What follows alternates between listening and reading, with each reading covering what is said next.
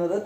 ആദ്യം മുളക് നന്നായി കഴുകി വൃത്തിയാക്കി എടുക്കണം. അതിനുശേഷം അതിൻ്റെ എരിവ് കൂടുതലാണെന്ന് കഴിഞ്ഞ പ്രാവശ്യം ഉണ്ടാക്കി കുറച്ച് എരിവ് കൂടുതലായിരുന്നു. അതുകൊണ്ട് ഞാൻ എൻ്റെ അരിയെല്ലാം എടുത്ത് മാറ്റിയിട്ടാണ് ഈ തവണ ഉണ്ടാക്കുന്നത്. അപ്പോൾ ഇതിങ്ങനെ ഇതെല്ലാം കളഞ്ഞ് അകത്തെ കാമ്പും വിത്തെല്ലാം കളഞ്ഞ് പുറത്തെ ഇത് മാത്രമായിട്ട് എടുത്ത് വെച്ചിരിക്കുകയാണ്.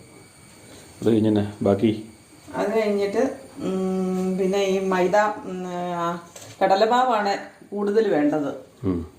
പിന്നെ അതിൻ്റെ പകുതി മൈദാമാവും എടുത്തു. പിന്നെ കുറച്ച് ഗോതമ്പ് പൊടിയും കൂടെ. എനിക്ക് അളവൊന്നും കറക്റ്റായിട്ട് പറഞ്ഞുതരാം. ഞാൻ എൻ്റെ ഒരു ഇഷ്ടത്തിനാണ് ഞാനതൊക്കെ ഉണ്ടാക്കുന്നത്.